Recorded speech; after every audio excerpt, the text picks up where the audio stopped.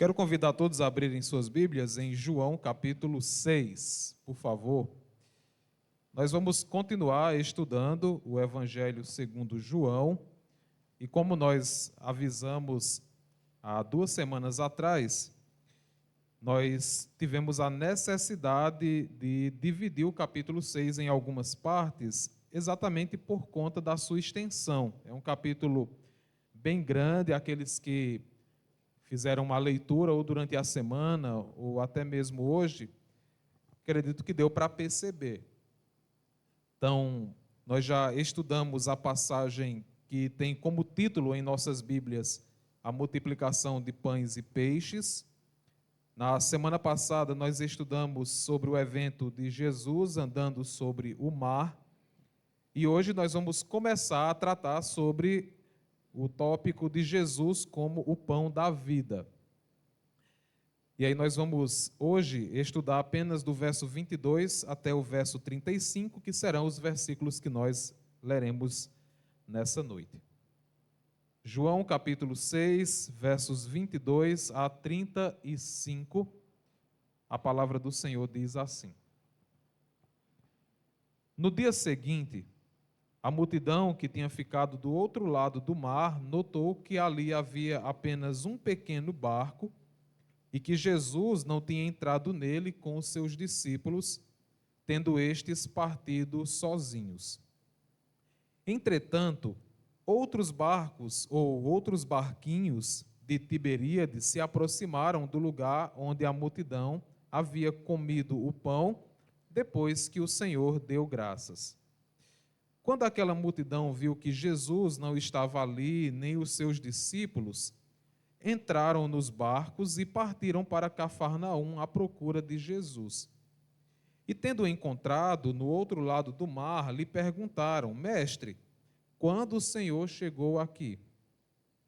Jesus respondeu: em verdade lhes digo que vocês estão me procurando, não porque viram sinais, mas porque comeram os pães e ficaram satisfeitos. Trabalhem, não pela comida que se estraga, mas pela que permanece para a vida eterna, a qual o Filho do Homem dará a vocês. Porque Deus, o Pai, o confirmou com o seu selo. Então lhe perguntaram: que faremos para realizar as obras de Deus? Jesus respondeu: a obra de Deus é esta, que vocês creiam naquele que ele enviou. Então eles disseram: que sinal o Senhor fará para que vejamos e creiamos no Senhor? O que o Senhor pode fazer?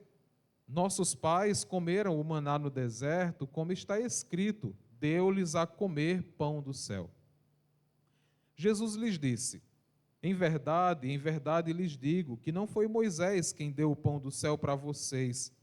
Quem lhes dá o verdadeiro pão do céu é meu Pai. Porque o pão de Deus é o que desce do céu e dá vida ao mundo. Então lhe disseram: Senhor, dê-nos sempre desse pão. Jesus respondeu: eu sou o pão da vida. Quem vem a mim jamais terá fome, e quem crê em mim jamais terá sede. Vamos orar mais uma vez? Te agradecemos, Senhor, pela tua palavra aberta diante de nós. E nessa noite, mais uma vez, pedimos o auxílio do teu Espírito, que possamos entender a tua palavra e buscar praticar em obediência ao Senhor e para a honra e glória do teu nome. Oramos por tudo isso em nome de Jesus. Amém. Quando nós falamos sobre a multiplicação de pães e peixes, nós falamos que o Senhor Jesus, com os seus discípulos, saíram para um lugar mais afastado a fim de descansarem. Mas uma multidão seguiu eles e o evento ou a ocasião forçou Jesus a curar muitos deles, a ensinar. Isso acabou se estendendo até mais tarde, o que também ocasionou de Jesus fazer a multiplicação dos pães e peixes para suprir as necessidades materiais daquelas pessoas. Depois que Jesus promove aquele milagre, nos é dito na passagem, a partir do verso 16, que os discípulos vão à frente dele. Jesus ficou despedindo as multidões, E depois que os discípulos já estão em alto mar, praticamente na metade do caminho, ou um pouco mais do que isso, Jesus então vai sobre as águas até onde eles estavam. E aí eles chegam ao destino em Cafarnaum. E agora nós nos deparamos com o verso 22, que dá continuidade ao que nós iniciamos no capítulo 6. E os versículos 22 até 25 na parte A, basicamente, vão nos dar o pano de fundo de como as coisas sucederam após esses primeiros momentos ali de Jesus, os discípulos e a multidão. Diz o texto que a multidão, do outro lado do mar, entendeu que somente um barco havia trazido Jesus e os seus discípulos, porque foi de fato isso que aconteceu, como nós lemos no capítulo 6. A multidão em si, ela viera a pé, como também nós já pontuamos. E os discípulos de Jesus tinham saído naquele único barco que eles tinham vindo da outra parte do rio, mas nessa ocasião sem Jesus. Mas a pergunta que ficou para ele certamente é: onde ele estaria? Se ele veio de uma distância de mais ou menos 10 quilômetros por dentro daquele lago, o Mar da Galileia, vieram apenas em um barco e aquele único barco foi embora com os discípulos, e Jesus havia ficado com eles anteriormente, e Jesus agora não estava mais ali, surgiu exatamente essa dúvida entre eles, onde o Senhor Jesus tinha ido. A incerteza deles, sem dúvida, explica que eles permaneceram ali naquele lugar. Por isso que eles conseguiram constatar todas essas questões aí, dos discípulos saindo sozinho e Jesus depois ter desaparecido. É provável que alguns tenham ido para casa, mas o que o texto parece nos indicar é que boa parte deles permaneceram ali, esperando exatamente estar na presença de Jesus por mais tempo. Nesse meio tempo, alguns barcos de Tiberíades chegaram aonde eles estavam. João, ele coloca as informações de um modo que nós não podemos cravar se vieram pessoas nesses barcos, talvez para encontrar com Jesus também, ou para fazer qualquer outra atividade, ou se por causa dos ventos que nós mencionamos no milagre de Jesus andando sobre o mar, fizeram com que alguns barcos fossem levados à margem daquele rio até chegar a essa multidão. Nós não sabemos exatamente como foi que esses barcos chegaram, mas o texto diz que apareceram barcos ali, o que outrora não tinha acontecido. Por essa época, os remanescentes reconheceram que nem Jesus, nem os seus discípulos estavam mais na praia. De alguma forma, o próprio Jesus havia partido, embora eles não soubessem como isso aconteceu. É por isso que diz o texto que eles, portanto, entram nos barcos e cruzam o lago até chegar em Cafarnaum, onde ficava a residência de Jesus e de sua família. Nós até pontuamos isso no início das exposições no Evangelho, que Jesus e a sua família moravam lá em Cafarnaum. Então eles foram para lá. Não, Jesus deve estar lá. Então eles partiram. Nós temos na passagem aqui, principalmente no verso 59 do capítulo 6, que o diálogo que nós temos aqui diante de nós aconteceu em uma sinagoga em Cafarnaum. O texto diz: Jesus disse essas coisas quando ensinava na sinagoga de Cafarnaum. Dentro da passagem do capítulo 6, há um certo momento que as multidões, conversando com Jesus, mencionam um trecho, provavelmente do Salmo 78, verso 24, o que faz com que alguns estudiosos dessa passagem acreditem que Jesus estava em Cafarnaum, mais especificamente numa sinagoga, ensinando, seja o texto completo ou parcial, do Salmo 78, verso 24, ou então um trecho maior. Na Septuaginta, que é a versão grega do Antigo Testamento, essa passagem se encontra no capítulo 77, verso 24. Então, quando aquelas multidões chegam para se encontrar com Jesus, se deparam com essa situação. Jesus está lá em Cafarnaum, está em uma sinagoga e está ensinando. De alguma forma, nos diz o texto, agora a partir do verso 25, que ao se depararem com o Senhor Jesus, eles fazem uma pergunta. Verso 25, o texto diz o seguinte, aí na parte B. Tendo encontrado do outro lado do mar, lhe perguntaram: Mestre, quando o Senhor chegou aqui? Eles estão, com essa pergunta, naturalmente curiosos sobre a travessia de Jesus. Agora, você imagina, nós temos aqui duas situações que parecem bem cômicas. A primeira é a dos discípulos de Jesus ouvindo dele: olha, vocês vão na frente, que eu acompanho vocês. Agora, pense só, eles chegaram em um barco só, ali no rio, e Jesus está dizendo: olha, vocês agora peguem o barco que nós viemos e podem ir na frente que eu acompanho vocês. Aí vocês imaginam lá eles no meio do mar, as ondas batendo ali fortemente sobre o barco. E aí um dos discípulos olha para o outro e diz: vocês lembram quando Jesus mandou a gente seguir viagem? Lembro. Ele mandou seguir no único barco que a gente viu, não foi? Foi isso. Ele falou como foi que ia encontrar com a gente no meio do mar? Não falou não. Pronto, pois está vindo ele ali, ó. Está chegando ali por cima do mar, olha para aí, todo mundo começa: meu Deus, o que é isso ali? Achando que é um fantasma. E agora nós estamos diante de uma situação em que aquela multidão agora encontra o Senhor Jesus e agora está curioso, dizendo: Senhor, me explica aí, por favor, porque só tinha um barco lá, do outro lado. Os discípulos saíram na frente. O Senhor ficou despedindo as multidões porque nós estávamos lá. E quando foi agora, do outro dia, nós procuramos o Senhor, o Senhor não estava mais lá e agora está aqui em Cafarnaum. O que aconteceu? Provavelmente, se Jesus tem dado a resposta à pergunta deles, que muita coisa teria acontecido. Inclusive, eles ficariam, sim, boquiabertos, né, com a explicação. Não, Jesus dizendo para eles: olha, eu vim por sobre as águas, né, por isso que eu cheguei aqui também. Mas o que João dá a entender é que Jesus não queria se enquadrar nas expectativas da multidão. Ele não queria ser domesticado pelas perguntas e interesses da multidão e daqueles discípulos. É por isso que Jesus não responde à pergunta deles.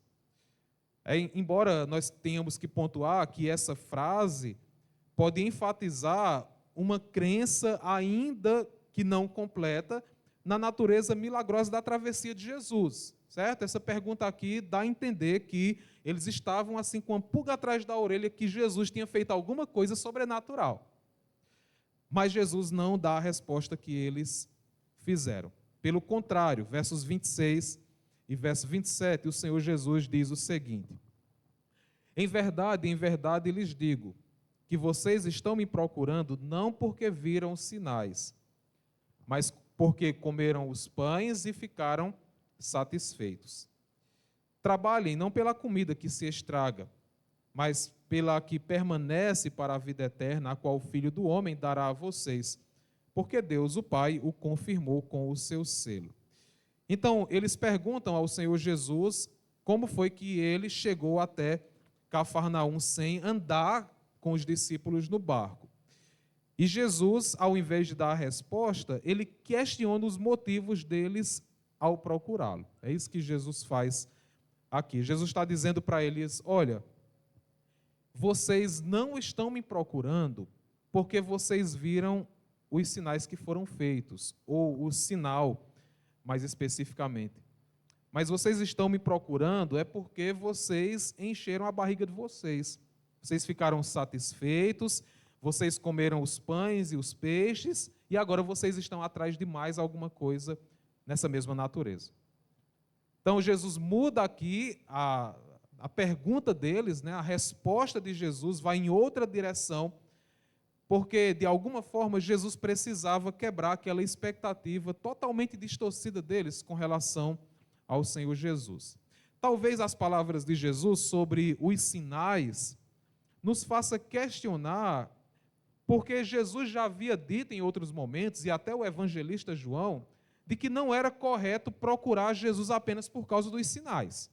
Então Jesus já tinha dito isso.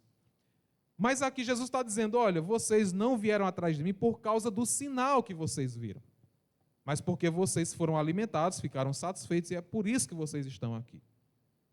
Então, o que seria compreensão sobre esses versos.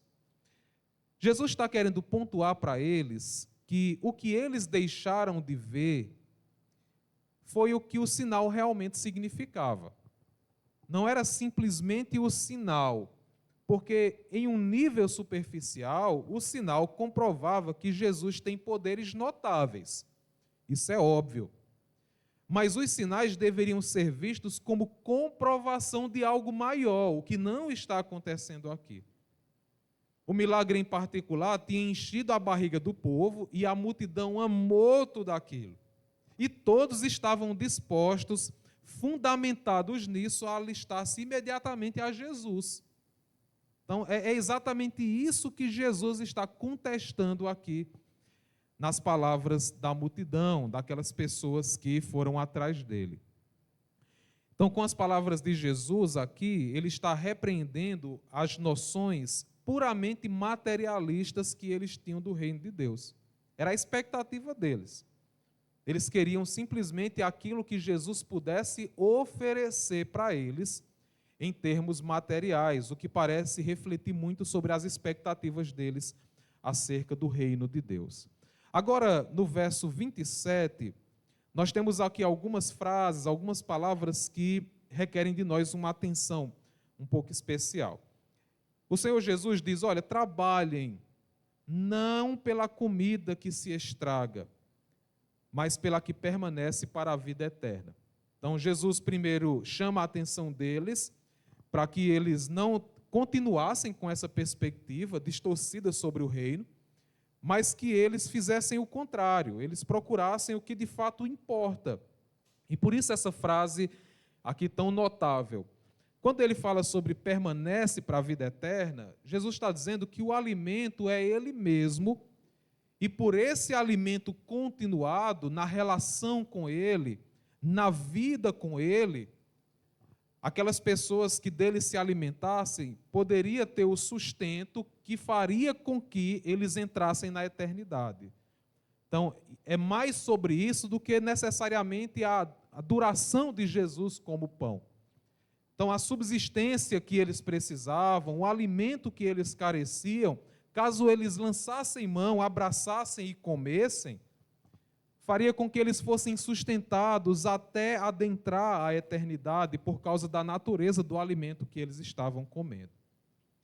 E aí o texto continua, ainda no verso 27, e diz assim, a qual o Filho do Homem dará a vocês. E aqui, essa ideia do Filho do Homem é interessante porque o Senhor Jesus parece evitar o título de Messias aqui. Com a mulher samaritana ele não evita, mas nós explicamos que era outro contexto, uma expectativa, embora semelhante, mas diferente no aspecto político. Mas aqui não. Anteriormente, no evento lá da multiplicação, quando Jesus multiplica, o que é que eles tentam fazer? Fazer Jesus rei à força.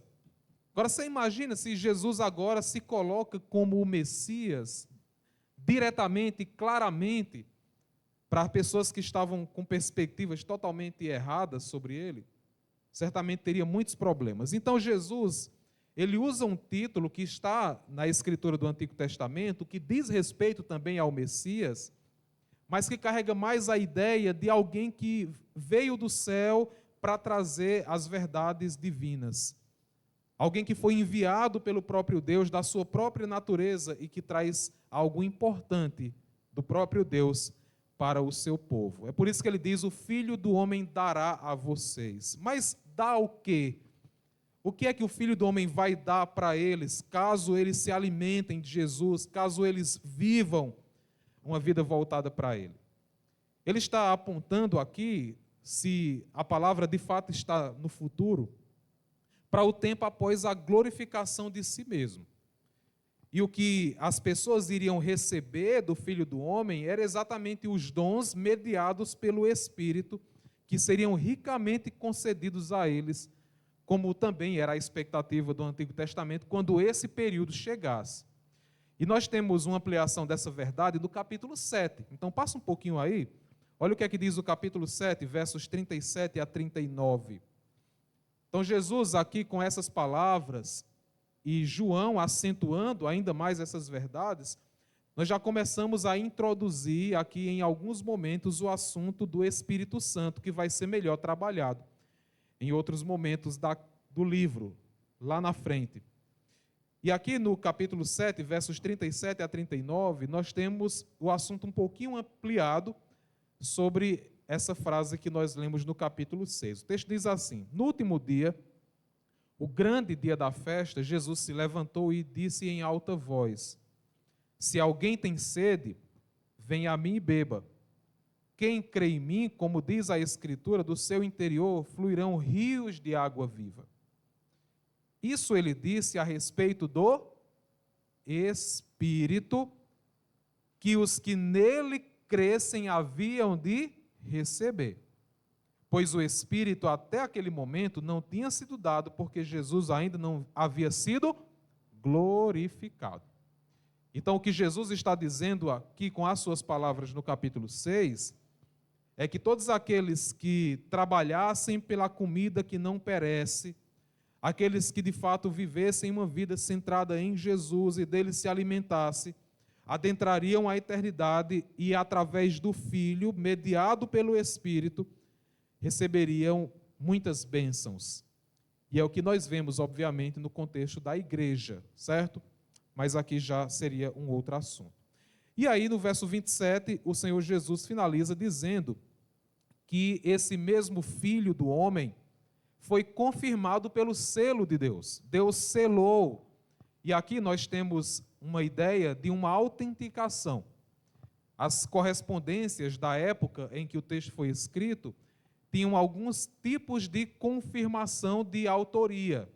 E uma delas eram selos de argila e de outros materiais. E quando uma carta, por exemplo, chegava em uma outra nação, endereçada ali por algum monarca, algum rei, governador, para um outro, geralmente tinha algum selo que autenticava. Então, aquele selo identificava que, de fato, a carta, a correspondência havia sido enviada por aquele mesmo. Então, falar sobre o selo aqui é a autenticação de Deus para com o seu Filho. E é difícil identificar se pontualmente foi o batismo ou se nós temos todos esses atos, esses sinais que autenticam. Por isso que é melhor pensar que a autenticação ela é progressiva, ela começa com o batismo, esse é meu filho amado em quem eu tenho prazer, e se estende aos sinais que Jesus vai evidenciando à medida que o texto vai caminhando. Então, a autenticação de Deus foi dada e as pessoas poderiam acreditar nas palavras que ele estava dizendo acerca da vida eterna e os bens vindouros que viriam através dele. E é aqui que nós chegamos no verso 28, quando aqueles homens e mulheres fazem uma nova pergunta ao Senhor Jesus. Eles dizem: que faremos para realizar as obras de Deus? Essa é a pergunta que eles fazem. E a pergunta deles demonstra que eles não entenderam que Jesus estava repreendendo noções puramente materiais de bênçãos que não são dignas de serem perseguidas. Eles não entenderam isso. Jesus estava chamando a atenção deles sobre uma coisa e aí eles focaram em outra totalmente diferente. Jesus usou praticamente essa ideia do trabalho como uma muleta ao seu argumento. Era só um acessório, era só para poder ancorar o que ele queria dizer de fato. Mas eles foram exatamente nas questões periféricas e fizeram disso uma pergunta: como é que nós faremos para realizar as obras de Deus? Por isso, eles questionaram Jesus sobre quais obras distintas Deus exige deles. E é interessante, irmãos, que quando eles fazem essa pergunta, no verso 28, há um consenso aqui de que eles não estão perguntando sobre as obras que agradam a Deus. Então, me diga aí, por favor, Jesus, quais são as obras que agradam a Deus para a gente poder realizar? Mas é provável que essa pergunta diga respeito a uma compreensão diferente que eles tiveram da fala de Jesus, porque parece que a forma como Jesus colocou fez com que eles pensassem que Jesus estava dizendo que eles deveriam fazer as mesmas obras que Deus fazia. Olha, façam as mesmas obras que Deus faz e parem de fazer as obras que perecem, né, que se desgastam, que acabam. E aí eles perguntam, não era estranho para eles, dentro da língua e da cultura semítica, era comum as pessoas acreditarem que era possível realizar a obra da divindade. Havia um grupo chamado os Zelotes que era comum também esse tipo de compreensão. Então eles escutam aquilo e dizem, Jesus, então diga como é que a gente faz o que Deus faz. Não é isso que o Senhor quer que a gente faça? Então diga para a gente. Eles parecem entender que Jesus estava se referindo às obras realizadas por Deus e não às obras que Deus simplesmente requeria como parte do seu povo. É por isso que Jesus esclarece para eles, mais uma vez, que não era realizar o que Deus realizava, e muito menos promover atividades de obediência como forma de aceitação divina. E Jesus vai além. Mas no verso 29, o Senhor Jesus diz, a obra de Deus é esta, que vocês creiam naquele que Ele enviou. Perceba que Jesus, de uma forma assim, muito clara e objetiva, ele muda as palavras do plural, né, as obras de Deus, para a obra de Deus. Jesus ele quer corrigir a perspectiva deles de que o que Deus requer não são as obras deles. O que Deus requer não são as ações deles. O que Deus requer é a obra de Deus na vida deles. E que obra seria essa? Jesus diz que vocês creiam naquele que Ele enviou. O que Jesus queria deles e o que Deus requeria deles era a fé.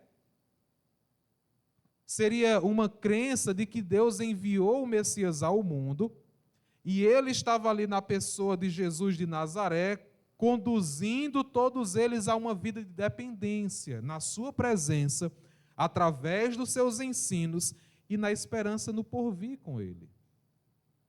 Eles não precisavam fazer o que Deus fazia, e eles também não precisavam ancorar a sua vida nas obras que eram exigidas deles para agradar a Deus. E quanto a isso, nós não estamos dizendo que realizar as obras que Deus exige são necessariamente errados ou antagônicos à fé. Mas eles já estavam tão inundados com essa perspectiva que Jesus, de fato, precisava quebrar isso. E mostrar que o que, de fato, Deus exigia deles era a fé, era a confiança naquele que havia sido enviado, o Senhor Jesus. Por um certo momento, quando nós olhamos para os versos 30 e 31, é possível dizer que eles começaram a entender aonde Jesus queria chegar. Glória a Deus por isso, né? O tempo todo eles nunca entendem, mas parece que eles começaram a entender o que Jesus estava dizendo. É por isso que eles lançam um desafio para Jesus. Versos 30 e 31, o texto diz assim: Então eles disseram, que sinal o Senhor fará para que vejamos e creiamos no Senhor? O que o Senhor pode fazer? Nossos pais comeram o maná no deserto, como está escrito, deu-lhes a comer pão do céu. E com essas palavras aqui deles, obviamente que o sinal da multiplicação foi suficiente para alguma coisa para eles. Foi suficiente para provocar especulações de que Jesus era o profeta prometido como Moisés. A gente viu isso no capítulo 6, verso 14. Então ele sabia, olha, tudo bem, Jesus fez ali a multiplicação dos pães e dos peixes, de fato ele é o profeta, né? Nós lemos isso lá no verso 14, este verdadeiramente é o profeta que devia vir ao mundo. Então pelo menos o sinal chegou a esse ponto aqui. Mas a questão deles era a seguinte: se Jesus é superior a Moisés, como ele está inferindo nas suas palavras, então seus seguidores não deveriam ter o privilégio de testemunhar obras mais poderosas do que aquelas vistas pelos discípulos de Moisés? Tá bom, Jesus. Então, o Senhor está dizendo que o Senhor é superior a Moisés. Pois nós temos o direito e o privilégio de ver obras maiores, porque a Escritura diz que o sucessor de Moisés, aquele que é maior do que ele, vai fazer obras maiores. Então, mostre para a gente. Nós queremos agora ver esses sinais que o Senhor faz para evidenciar o que o Senhor está dizendo. A exigência deles era para que Jesus provasse seu status messiânico, repetindo ou ultrapassando o milagre do maná. É o que alguns, inclusive, acreditam, comentando esse texto, que assim como o maná perdurou no deserto por um bom tempo, eles até nutriam a expectativa de que Jesus poderia fazer o mesmo com eles. Por isso que Jesus diz, olha, vocês estão vindo até mim porque vocês comeram, encheram o bucho, aí estão atrás de novo. É como se eles alimentassem. Não, vamos seguir ele, porque assim como aconteceu no deserto, não vai faltar mais. E é superior, é mais abrangente, é mais abundante.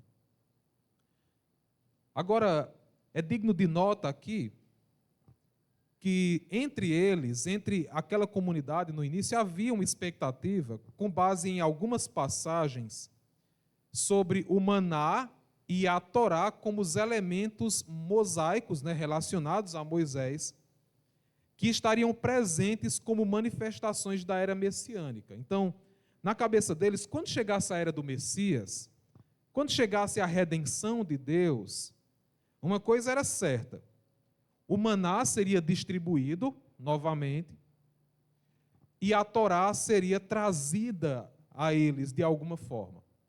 Lá em Provérbios, no capítulo 9, verso 5, nós temos lá o convite da sabedoria. Venham comer de mim, venham se alimentar de mim. E aí eles olhavam para passagens como essa e outras e diziam, olha, quando chegar essa era, nós vamos nos alimentar do ensino de Deus, da Torá do Senhor. Esse é o pão do céu. E fazendo isso, eles estavam colocando com insistência Moisés no centro da discussão. Moisés estava por cima, ele era o ponto.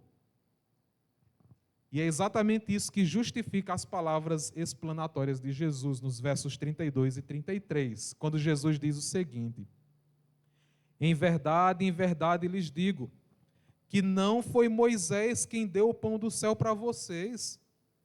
Quem lhes dá o verdadeiro pão do céu é meu Pai, porque o pão de Deus é o que desce do céu e dá vida ao mundo. Então, o maná que Deus proveu por meio de Moisés, na perspectiva de Jesus, não era o pão do céu verdadeiro e pleno. Não era. Nem mesmo a Torá, que foi dada por revelação e por meio de Moisés, era a verdadeira Torá, o verdadeiro ensino, a verdadeira instrução, no sentido pleno da coisa. Embora ambos apontem para isso, em forma parabólica, o verdadeiro pão e a verdadeira Torá era o próprio Jesus. Não tinha a ver com Moisés. Eles precisavam pensar nisso. Moisés foi apenas usado por Deus, mesmo com toda a sua importância, ele estava apontando para algo superior, para um cumprimento futuro. Ele estava o tempo todo ali apontando para algo que viria para, de fato, solucionar os problemas, que viria para dar fim ao pecado, para trazer, de fato, a redenção para o povo. Mas isso só poderia acontecer através de Jesus. Agora, as palavras de Jesus também desenrolam aqui duas instituições importantes para a fé cristã, certo? A primeira é a união com Cristo, porque nas palavras de Jesus, ele passa daquele que provê, eles viam muito isso em Moisés, na expectativa do Messias, para aquele que é a verdadeira provisão. Entende aqui a diferença? Jesus não é só aquele que dá o que precisa. Ele é o que as pessoas precisam. Eu não posso apenas comer daquilo que Jesus me dá. Eu preciso comer quem Ele é. Isso vai ficar ainda mais claro na teologia paulina, exatamente sobre essa ideia de se unir a Jesus, a união com Cristo. uma das doutrinas mais importantes da fé cristã. E vai além. Se não é apenas o maná ou a Torá que vem sobre o povo de Deus, o povo de Israel, os judeus, mas como diz o texto aqui, é o pão de Deus que desce e dá vida a quem? Ao mundo. O que é que Jesus está dizendo aqui? Que há uma expansão do grupo dos destinatários judeus para o mundo gentílico. O pão não é só para os judeus. O ensino de Deus não é apenas para os hebreus.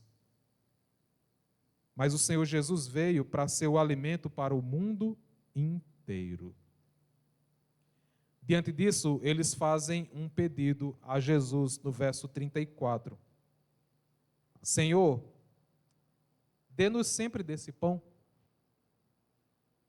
Então, a multidão na sinagoga, com essa pergunta, acaba revelando que entenderam muito pouco.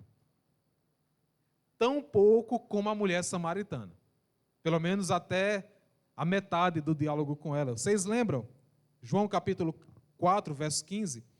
Depois que Jesus fala todas aquelas palavras, ela diz, Senhor, quero que me dê essa água para que eu não mais tenha sede, nem precise vir aqui buscá-la. Praticamente as mesmas palavras aqui. Senhor, dê-nos sempre desse pão.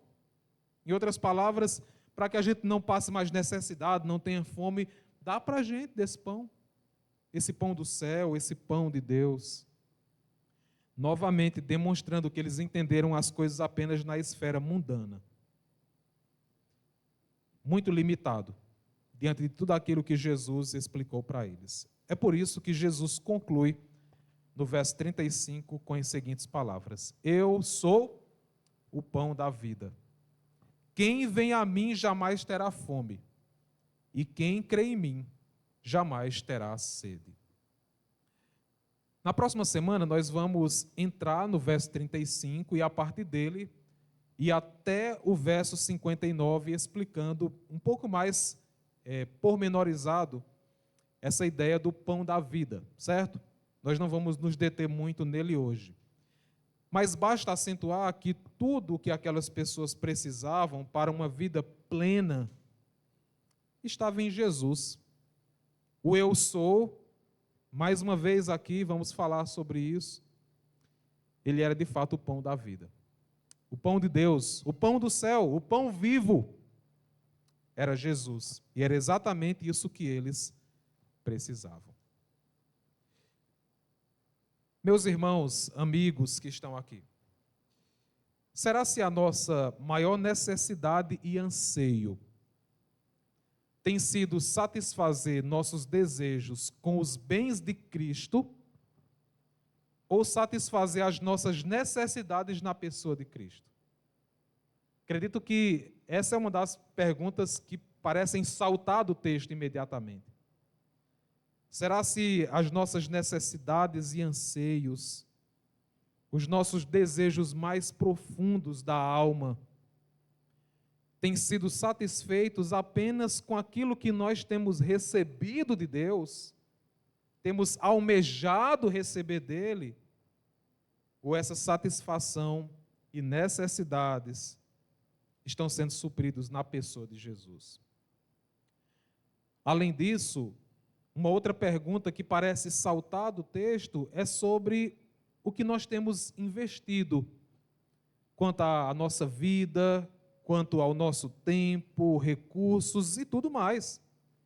Será se nós estamos investindo mais força e atenção no que é passageiro ou no que tem valor eterno diante de Deus?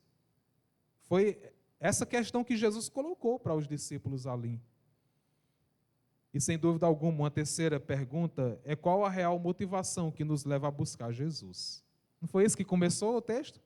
Foi com essa pergunta, praticamente, que Jesus abriu o diálogo com aquelas pessoas. É por isso, irmãos, que eu quero compartilhar brevemente algumas aplicações. E a primeira delas é uma das que mais chamam a minha atenção e que mais apertam o meu coração. Porque Infelizmente, nos nossos dias, tanto nas igrejas evangélicas como em círculos que se dizem cristãos, nós percebemos que há uma certa crença de que você basta buscar Jesus, isso é o suficiente. Não importa como, não importa quando, isso é irrelevante. Fala sobre Deus, fala sobre Jesus, então isso basta. Não adianta saber demais, não adianta entender demais. O que basta é buscar Jesus. E quando nós olhamos uma passagem como essa, o que foi que esses discípulos foram fazer do outro lado do rio, do outro lado do mar, na verdade? Buscar Jesus, não foi? Foram lá buscar Jesus e empreenderam aqui uma grande aventura para isso, um grande esforço para isso. Mas o que o texto nos ensina é que não adianta e não basta apenas buscar a Jesus. É essencial ter a motivação certa por trás dessa busca. Não adianta, não, mas fulano diz que é crente, fulano diz que ama Jesus, fulano diz que... Tudo bem, tudo bem. Esse parece ser um grande passo. Que bom. Mas o que é que está por trás dessa busca? Quais são os anseios que a pessoa deseja satisfazer com essa busca? O que ele espera ao final dessa busca? Quais as intenções dele ao buscar Jesus? Eu penso que muitas respostas poderiam ser dadas. Muitas. Mas eu tenho certeza que um ensino como esse do Senhor Jesus nos faz acreditar que uma avaliação sincera em nossas motivações é necessária. Pergunte para você mesmo, por que é que eu busco Jesus? Por que é que eu venho à igreja? Por que é que eu adoro a Ele? Por que é que eu participo dos cultos? Por que é que eu faço parte da membresia da igreja? Por quê? As suas respostas poderão identificar o Jesus que você tem buscado e vai identificar em que nível está o seu relacionamento com Ele. Jesus é muito incisivo em dizer que não adianta, não basta apenas buscar. É essencial a motivação certa por trás dessa busca. Mas, em segundo lugar, nós percebemos aqui que os atos de Deus, eles podem ser interpretados de diferentes formas. Então, alguns identificaram e interpretaram de um jeito, Jesus chega e corrige eles. Isso acontece várias vezes no Evangelho de João. Mas o que nós percebemos aqui é que Deus ele espera que a nossa compreensão dos atos dele sejam julgados à luz da sua palavra. Não é verdade? Então, as coisas que acontecem em nossa vida, no dia a dia, a gente começa a fazer interpretações, não é? Então, tudo que acontece em nossa vida, a gente sempre pensa se tem uma lição, se o que é que Deus quer fazer, enfim, a gente sempre tem alguma interpretação. Agora, o que parece é que não adianta a gente sair interpretando de qualquer jeito o que Deus tem feito. Porque eles interpretaram aqui o que Jesus fez e Jesus repreendeu eles. Ei, não é por aí não. É preciso alinhar essa expectativa e a interpretação dessas coisas à luz da palavra do Senhor. E quando nós fazemos isso, obviamente que vai ditar as nossas ações, as nossas palavras, os nossos sentimentos. Quantas pessoas, diante de um grande sofrimento, não abandonou a fé cristã, não foi? Quantas pessoas, em meio a uma grande luta conjugal, aquelas dificuldades que acontecem mesmo no dia a dia, o marido que falha em amar, a esposa que falha em respeitar, a relação fica tensa, não há reciprocidade, e a pessoa decide separar. Será se, de fato, está interpretando as coisas que acontecem pela ótica da Escritura, a ótica da queda? a ótica da redenção, da glorificação, de um mundo que foi criado perfeito por Deus. Então, todas essas coisas têm que ser julgadas com base na Escritura. É isso que Deus espera do seu povo, que tenha maturidade para julgar as coisas que acontecem. Jesus corrigiu essa multidão. Nós também precisamos ser corrigidos, parar de julgar as coisas que Deus faz apenas pelo nosso prazer, pela conveniência, mas sermos mais maduros sobre aquilo que nós entendemos acerca da vida com base na sua revelação. Agora, em terceiro lugar, o que nós aprendemos também com esse texto é que existem coisas lícitas na vida, mas que não estão entre as prioridades de Deus para a sua glória, para a nossa vida e para o bem do mundo. Existem muitas coisas que nós fazemos que não são errados, mas quando tomam conta da nossa vida e nos impedem a dar passos mais substanciais dentro do reino de Deus, ao serviço da igreja, do crescimento espiritual individual, coletivo, a missão de Jesus, essas coisas estão atrapalhando e são coisas que perecem e que não merecem a nossa atenção e priorização, como nós geralmente fazemos. Então, Jesus ele chama a atenção aqui, está dizendo, olha, vocês estão prestando muita atenção para as coisas materiais. Jesus não está condenando uma atenção às coisas materiais. A gente come, a gente bebe, a gente se veste, não é assim? São coisas lícitas, são coisas boas, a gente se diverte, a gente faz tanta coisa boa. Mas essas coisas não devem tomar conta das nossas prioridades. Não deve de forma alguma. Nós temos uma prioridade: adorar a Deus através da missão que nos foi confiado. Nós temos uma meta como igreja, crescer na vida pessoal, individual, e fazer com que outros cresçam também no relacionamento que nós temos. Nós temos um chamado a fazer o bem às pessoas. E o bem aqui é material, sim. Nós precisamos nos desprender mais para ajudar quem precisa. Mas o bem maior que as pessoas precisam é da salvação em Jesus. Então, será se nós temos gastado boa parte do nosso tempo e da nossa vida naquilo que não é eterno? Faça uma avaliação na sua agenda. Quais são as suas metas? Quais são os seus planos? Como é que você tem conduzido a sua vida? Como é que você tem organizado a sua agenda? Onde você quer chegar? Existem coisas mais importantes nessa vida do que suprir os nossos desejos. Existem coisas muito mais importantes. É por isso que uma atualização periódica da nossa agenda de vida é sempre necessária. Onde queremos chegar? O que estamos fazendo? Como temos feito? Deus tem se agradado, está dentro do propósito, faz parte da missão. É isso que Deus requer de nós. Mas, em quarto lugar, é preciso dizer, irmãos, que todas essas coisas são consequências de um ato maior. Essa vida e priorização no reino deve ser um resultado, deve ser frutos de alguém que já concretizou uma obra em nós,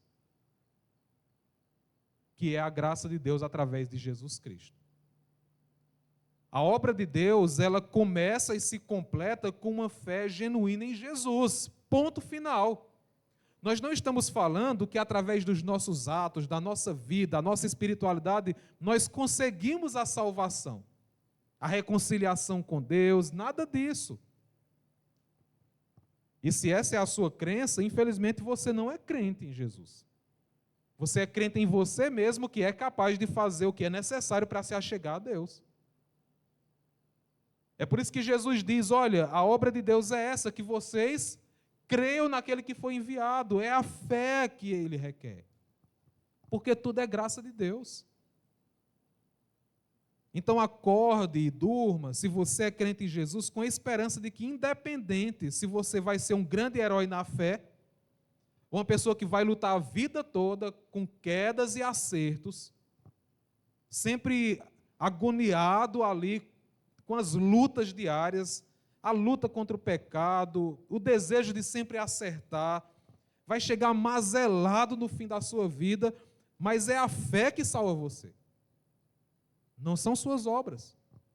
Tem pessoas que, pela graça de Deus, vão ser superabundantes nas obras após serem salvas. Amém por isso. Tem muitos fatores que contribuem para esse fim. Tem pessoas que, infelizmente, por conta de um histórico de vida e muitas outras coisas, que vão lutar a vida toda contra seus pecados.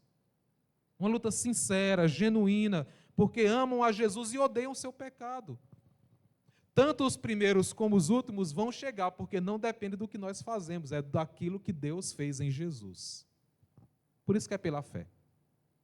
Por isso que é pela graça de Deus. E é por isso que nós bendizemos não a nossa capacidade, mas a capacidade de Deus, em colocar no seu céu pessoas tão imperfeitas como nós. E eu finalizo com uma última lição e aplicação. Aqueles homens, aquelas mulheres estavam colocando Moisés no centro. A gente falou sobre isso.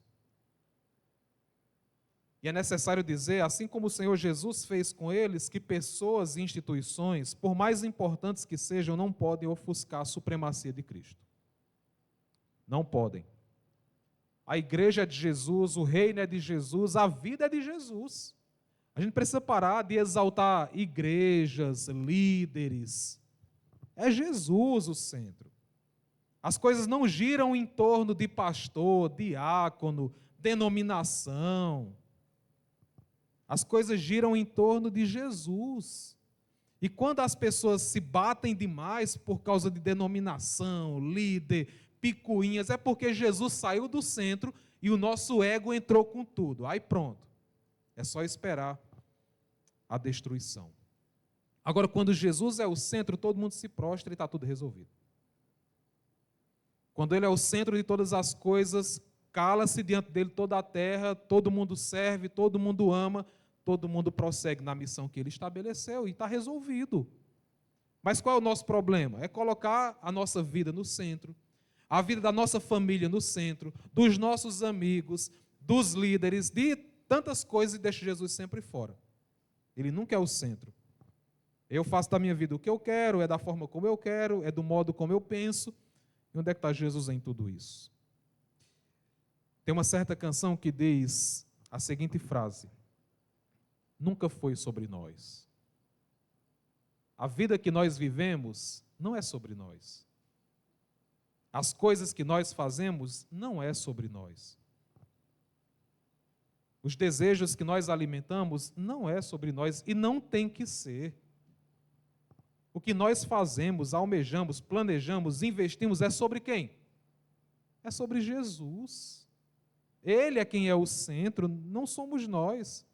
Tudo aquilo então que está nos atrapalhando de enxergar o centro dessa forma, nós temos que tirar da nossa vida. Como disse João Batista, parafraseando ele e ampliando as suas palavras, que Jesus cresça e que todo o resto diminua. Essa deve ser a crença e deve ser a vida daqueles que de fato amam a Jesus. Vamos orar.